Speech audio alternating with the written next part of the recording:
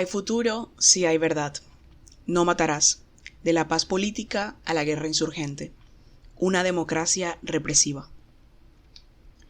Cuando se cumplió un año de esta revuelta popular, el 12 de septiembre de 1978, la Autodefensa Obrera, ADO, asesinó al exministro de gobierno de López, el empresario de campo y dirigente conservador Rafael Pardo Huelvas. El crimen, que ocurrió apenas 5 días después de que se decretara el Estatuto de Seguridad, conmocionó al país, dado que 3 pistoleros ingresaron a su residencia y lo acribillaron en el baño mientras hacía ejercicio en su bicicleta estática.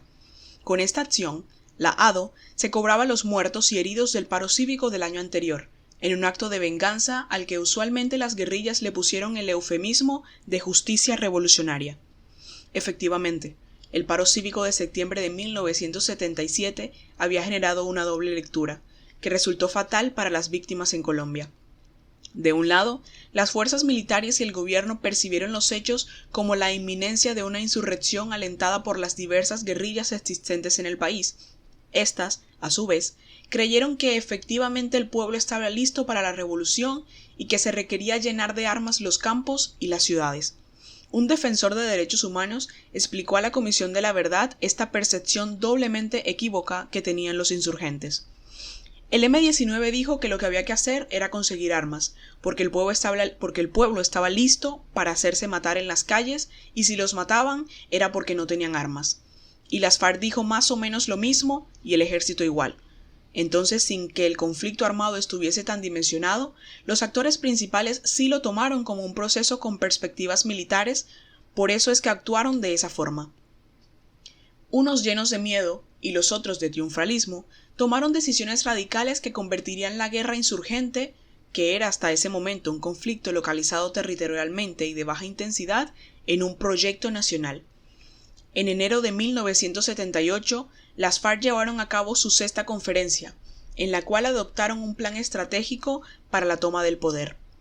La tesis subyacente a esta decisión era que con el paro de septiembre el pueblo demostraba que estaba listo para la insurrección, faltaba la vanguardia armada. La respuesta del Estado fue más represión. El 13 de septiembre de 1978, el presidente Julio César Turbay Ayala expidió el decreto 1923, a través del cual se adoptó el Estatuto de Seguridad, que fue implementado hasta 1982. Las medidas se pueden resumir en: primero, restricción de las libertades fundamentales como derecho de reunión, el de libre expresión, autorización de despidos masivos en casos de paros y huelgas, entre otros. Segundo, control de la producción y difusión de la información. Tercero, legitimación de la jurisdicción militar sobre civiles en hechos relacionados con afectaciones al orden público. Aunque esto no era nuevo, bajo el concepto de turbación del orden público, los jueces militares estuvieron en condición de someter a consejos verbales de guerra a quienes consideraban una amenaza.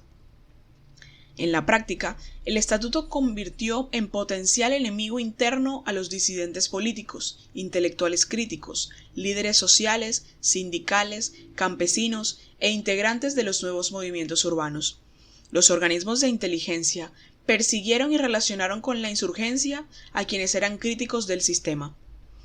Cuando se expidió el Estatuto de Seguridad, 13 de los 19 países de América Latina estaban bajo dictaduras militares. Colombia, en teoría, se mantenía en democracia.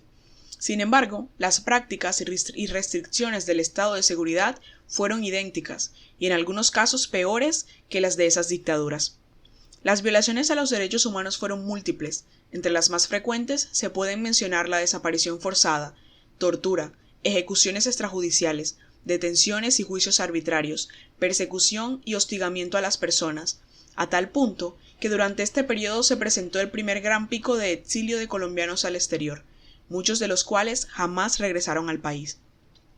Las víctimas fueron especialmente militantes de organizaciones de izquierda armadas y no armadas, así como líderes sociales, intelectuales y principalmente, aunque más invisibles, habitantes de zonas rurales. Uno de los casos de desaparición forzada que se conocieron en aquellos años ocurrió justo unos días antes del paro cívico de 1977. Aún no estaba en vigencia el estatuto, y fue el de Omaira Montoya, una bacterióloga de 30 años que militaba en el ELN y fue detenida y desaparecida el 9 de septiembre de 1977 en Barranquilla. Aunque este no fue el primer caso, sí marcó el inicio de una tendencia de detención, tortura, desaparición de militantes de la izquierda entre 1978 y 1982 por parte de miembros de la fuerza pública. Un testigo directo de su desaparición y víctima recordó ante la Comisión de la Verdad lo siguiente: nos capturaron, la policía, en las vísperas del paro cívico nacional de 1977. Íbamos en un carro Cinca, yo manejando, Omaira al lado. Veníamos de Santa Marta hacia Barranquilla. En el primer semáforo en Barranquilla aparecieron de todas partes hombres armados, de civil, que supe eran del F2. Nos llevaron hasta un cuartel o una brigada. Luego salimos y nos llevaron por senderos, por trochas en jeeps. Nos cambiaron de vehículo hasta un paraje. Ya era bastante noche. Podrían ser las 8 de la noche o algo así. A mí me esposaron, con las manos atrás, pasaron una cuerda, la subieron a un árbol y me colgaron. De Omaira, la última imagen que tengo es estando en ropa interior. No sé por qué. Me golpean. Durante el consejo de guerra en el que fue juzgado este testigo, él preguntó con insistencia por la suerte de Omaira, pero nunca obtuvo respuesta.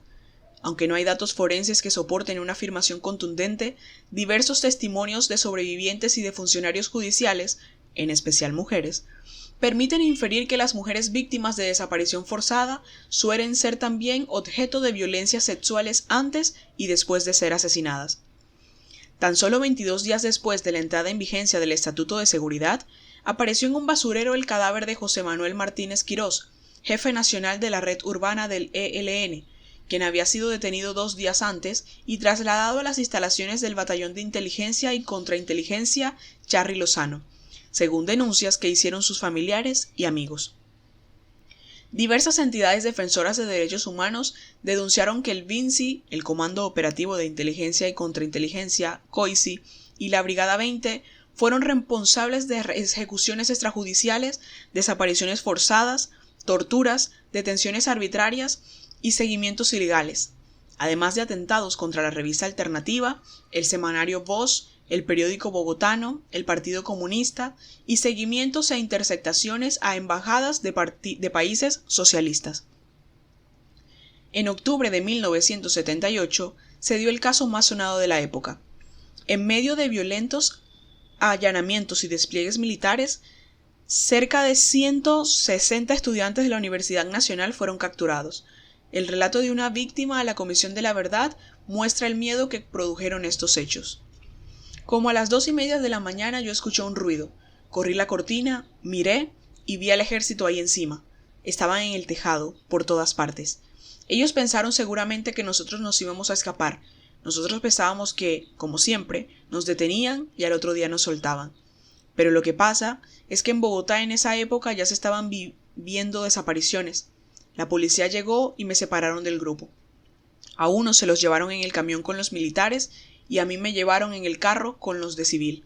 Inmediatamente me vendaron y así permanecí todo el camino. Mientras en las instalaciones militares seguían las torturas, el 30 de octubre de 1978 la Corte Suprema de Justicia declaró inconstitucional el Estatuto de Seguridad. 2 de los 5 magistrados que votaron en contra llamaron el estatuto una dictadura disfrazada de democracia. El historiador y constitucionalista Mario Alberto Cajas recordó ante la Comisión de la Verdad que desde finales de los 70 había un sector importante de la Corte que empezaba a plantear que no podía ser posible que la justicia penal militar juzgara civiles, sin importar el delito. La justicia militar había mordido una parte importante de las competencias de la justicia ordinaria. El 1 de enero de 1979, un hecho profundizó la represión. Un comando del M-19 asaltó el depósito de armas más grande e importante del ejército, ubicado en el cantón norte de Bogotá. Los guerrilleros alquilaron una vivienda cercana al edificio y durante varios meses cavaron un túnel hasta la fortificación y sustrajeron más de 5.000 armas, pintaron grafitis en las paredes y se atribuyeron la operación. Días después, el ejército recuperó la totalidad de las armas y logró capturar a importantes cabecillas del M-19 valiéndose del Estatuto de Seguridad. Esta acción Además del desafío que representó para las Fuerzas Armadas, también evidenciaba que el M-19 tenía infiltrados dentro de las tropas oficiales, según el entonces ministro del gobierno, Germán Sea Hernández. Nunca pensamos que esas armas se iban a recuperar. La energía de Turbay fue tremenda. Llamó a Camacho Leiva y a todos los militares y les dijo: ustedes en un mes me recuperan esas armas. Hagan lo que tengan que hacer, pero las armas hay que recuperarlas. Y el ejército se apuntó un hit porque en un mes recuperó todas las armas y además cogieron a los asesinos de Pardo Huelvas, y fue también el inicio de las acusaciones al gobierno sobre las torturas. En contribución pública a la verdad, exmilitantes del M-19 relataron la persecución a sus militantes y apoyos. El general Miguel Vega Uribe, que era comandante de la famosa Brigada de Institutos Militares, dijo que habían hecho 977 allanamientos en contra de personas acusadas de pertenecer al M-19 y que habían detenido a 646, de las cuales casi 150 habían sido mujeres y 497 hombres. Eran tantas las personas detenidas que en el interior de la Escuela de Caballería de Bogotá se adecuaron las caballerizas para los interrogatorios. Así lo describió uno de los militares de la época a la Comisión de la Verdad. Era un hervidero de gente de civil y uniformado. Estaban las caballerizas llenas. En el piso, gente con la cabeza agachada, algunos con la cabeza tapada. Todo el mundo con centinela, había muchos detenidos. Más de 200 personas, una cantidad de gente, hombres y mujeres, de todas las edades, estaban allá en la Escuela de Caballería. Uno no entraba a eso porque estaba prohibido. La Brigada de Institutos Militares designó un área. No me acuerdo cómo le llamaban a esa zona, pero era reservada. Allá no podían entrar si no estaban autorizados. A finales del mes de enero de 1979, la revista Alternativa calculó que más de 300 personas habían sido detenidas en unidades militares, sin dar a conocer su paradero durante su detención, y más de 1000 habrían pasado por calabozos militares, vendadas y sometidas a interrogatorios y torturas. Asimismo, señaló que en los interrogatorios y torturas se aplicó la droga pentotal, conocida como el suero de la verdad. Alternativa fue un medio independiente que realizó múltiples denuncias, en una coyuntura donde la mayoría de los grandes medios tenían como premisa cuidar la seguridad nacional y seguir las líneas oficiales del gobierno. Así lo recordó Gerardo Reyes, quien integró la unidad de investigación del periódico El Tiempo. Esta fue su reflexión en el marco de la Comisión de la Verdad. Trabajamos en un periódico que no reflejaba al país. Tomen cualquiera de las portadas de los 70 o de los 80 y se van a dar cuenta de que ese periódico no reflejaba que había una guerra interna, que había una guerra civil, que había marginados, que había muertos, y creo que ahí estaba la gran responsabilidad de los medios en esa época. Y no era por no tener corresponsales, era porque adentro de estos medios había una gente que tenía una premisa equivocada: no le hagamos el juego a las FARC. Toda noticia estaba filtrada con esa premisa absurda. Las personas detenidas fueron juzgadas por la justicia penal militar en consejos verbales de guerra.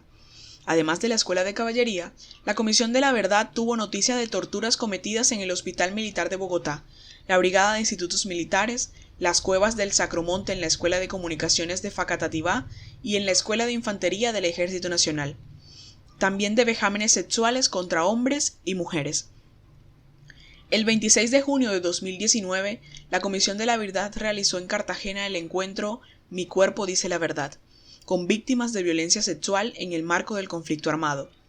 Vera Grave, exdirigente del M-19, envió un documento en el que narra su detención y tortura en el marco del Estatuto de Seguridad en la Escuela de Caballería. Cuando me empujaron al primer salón, alcancé a ver a Álvaro. Lo tenían vendado, esposado con las manos atrás, en un rincón, interrogándolo. Empieza el ritual. Me vendan los ojos, me aprietan las esposas y me quitan toda la ropa sin otro fin que romperme a punta de frío, cansancio, dolor y humillación. Aun cuando estoy vendada, siento el paso y las voces de varios tipos. 2 parecen sostener un tubo donde me cuelgan de las esposas. Otros 2, o más, me dan golpes por todo el cuerpo. Y las mismas preguntas. ¿Usted qué hace? ¿Qué es en el M-19? ¿Dónde están las otras armas? ¿Dónde está Weymouth? ¿Dónde está la espada? En la noche de Halloween llegan 2 hombres con un espantoso tufo a trago y una enorme grabadora. Bueno, Acá vamos a tener nuestra propia noche de brujas, dicen. Ponen música rock a todo volumen y empiezan. Me pellizcan los senos, me abren las piernas y me golpean los genitales con una toalla mojada, hasta que se aburren y vuelven. Ya debe ser de mañana. Los mismos pellizcos, amenazan con violarme, me golpean el vientre, me tiran al piso y me meten un palo en la vagina. Sangro y tengo dolores en el vientre por mes y medio. Debido a las múltiples denuncias de violaciones a los derechos humanos, la Cámara de Representantes designó una comisión para investigar la tortura. Por primera vez, le dio voz a los detenidos. Las denuncias fueron respaldadas por obispos, arzobispos, rectores universitarios, excancilleres y periodistas de medios tradicionales. Aunque dicha comisión comprobó con dictámenes que sí hubo torturas, el gobierno planteó que las Fuerzas Armadas se comportaron con vocación democrática, por lo que desestimó el informe y las recomendaciones entregadas a la Cámara. En marzo de 1979 se llevó a cabo el primer Foro Nacional de Derechos Humanos, el cual dio origen al Comité Permanente por la Defensa de los Derechos Humanos, CPDH, conformado por 47 personas. Este organismo se sumó al Comité de Solidaridad con los Presos Políticos que existía desde 1972. Tras su visita a Colombia, del 15 al 31 de enero de 1980, Amnistía Internacional publicó un informe en el que respaldó la versión de las víctimas. Basándose en los testimonios recibidos, Amnistía Internacional puede afirmar, sin temor a equivocarse, que en Colombia se tortura a presos políticos en las dependencias militares en una medida tal que no se pueden considerar como casos excepcionales y fortuitos, sino al contrario, como una práctica sistemática.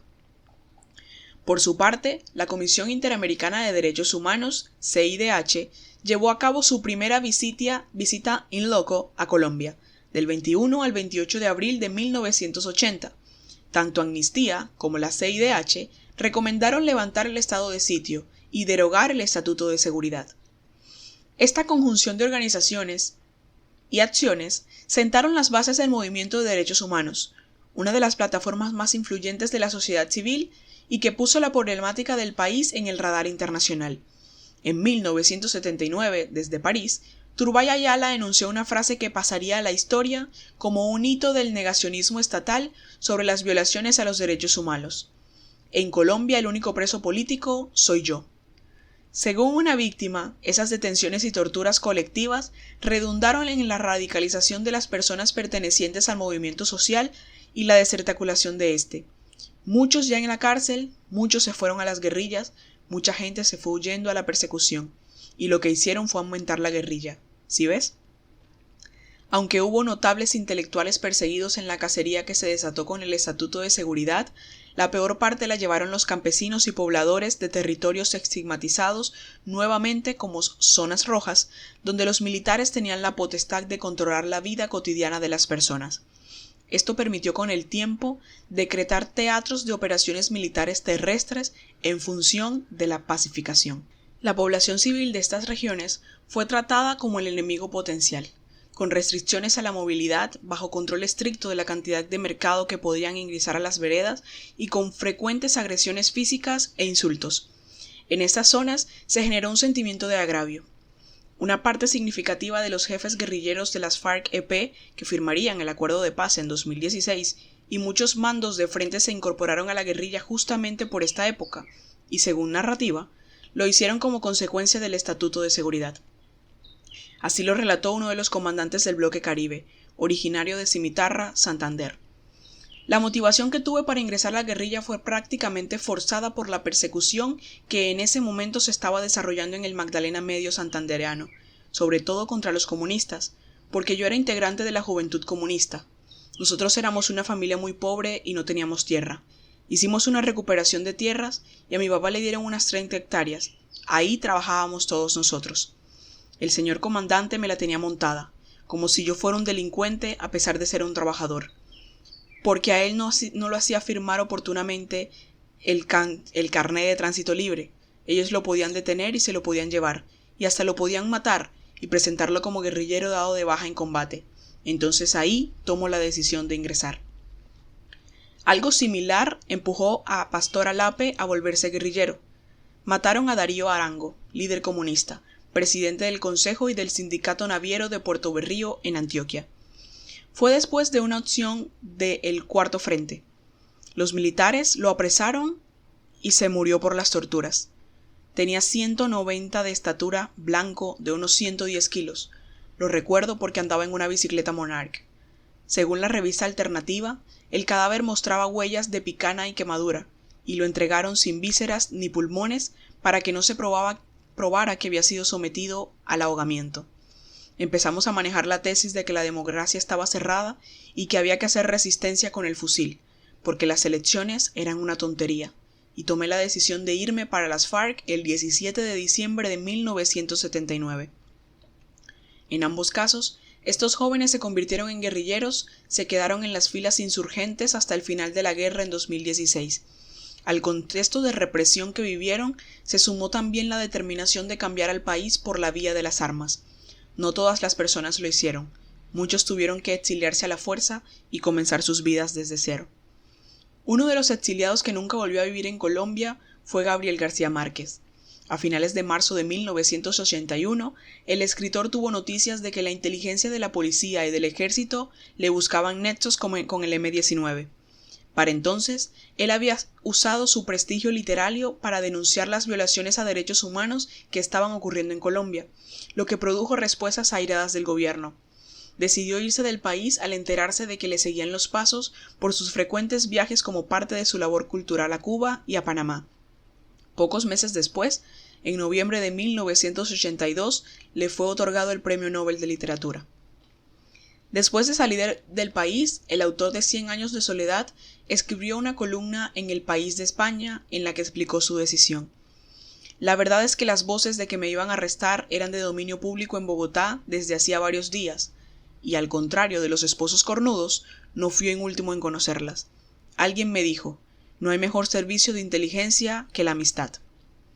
La reacción del M-19 ante las detenciones y los consejos verbales de guerra fue la toma de la Embajada de República Dominicana, entre el 27 de febrero y el 27 de abril de 1980, en la que mantuvieron como rehenes a 16 embajadores. Los insurgentes exigían la liberación de cerca de 300 detenidos y $50 millones. Turbay Ayala asumió la rienda de la negociación para preservar la vida de los rehenes. Al final, los miembros del M-19 obtuvieron $3 millones y un avión en el que viajaron rehenes y secuestradores hasta Cuba. Allí, los primeros obtuvieron la libertad y los segundos volvieron rápidamente a Colombia para seguir en armas. La guerra apenas comenzaba. El 15 de diciembre de 1980, el M-19 secuestró un avión comercial con más de 100 pasajeros que aterrizó en La Habana. En octubre de 1981, secuestraron un avión en Medellín, lo cargaron de armas en La Guajira y aterrizó en el río Orteguaza en Caquetá. Ese mismo año, en noviembre, la Armada hundió el barco Carina con 400 toneladas de armas. En enero de 1982, nuevamente secuestraron un avión de pasajeros para denunciar los crímenes contra miembros de esa guerrilla que venían cometiendo los carteles del narcotráfico, como retaliación por el secuestro de Marta Nieves Ochoa. En documentos entregados a la Comisión de la Verdad, el exmagistrado del Consejo de Estado, Manuel Urueta Ayola, quien fue secretario general de la presidencia de Julio César Turbay, argumentó que el Estatuto de Seguridad se dio en un contexto de tensiones políticas y económicas heredadas por Turbay, así como también lo fueron los mecanismos excepcionales para manejar la seguridad contemplados en la Constitución de 1886, consecuencia de la degradación permanente y continua del orden público. Fue la mayor influencia de las fuerzas militares en la administración de justicia, lo cual se reflejó, según el documento, en los consejos verbales de guerra. El exmagistrado Urueta recuerda que el 23 de marzo de 1981 se promulgó la Ley 37 que otorgaba amnistía a los rebeldes. Esta fue rechazada por las guerrillas, dado que se restringía a los delitos de rebelión, sedición y asonada, y no a otros como secuestro, homicidios o extorsión.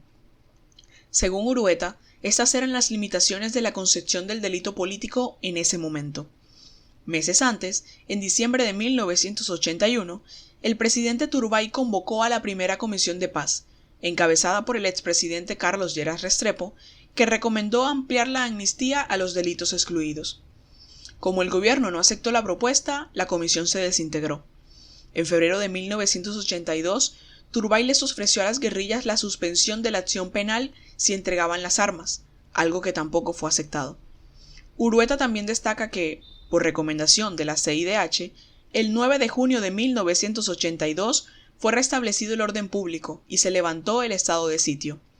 Para entonces ya había sido elegido como presidente Belisario Betancur, de quien la CIDH destaca su intención de buscar la paz. Al final del gobierno de Turbay, los militares consideraron que se había asestado un triunfo, porque en las cárceles estaba gran parte de las dirigencias de las organizaciones guerrilleras, aunque los métodos para lograr esto y su propia legitimidad estaban ampliamente cuestionados. Sin embargo, el 14 de julio de 1982, apenas 3 semanas para que Turbay dejara el poder, el M-19 lanzó un ataque contra la Casa de Nariño. Señor presidente, le despertamos de nuevo con nuestros morteros, para recordarle que su gobierno es para nosotros y para todo el pueblo colombiano el de la intransigencia y el desastre de la tolerancia. El M-19 acusó a Turbay de complicidad con los funcionarios corruptos y las bárbaras acciones del ejército.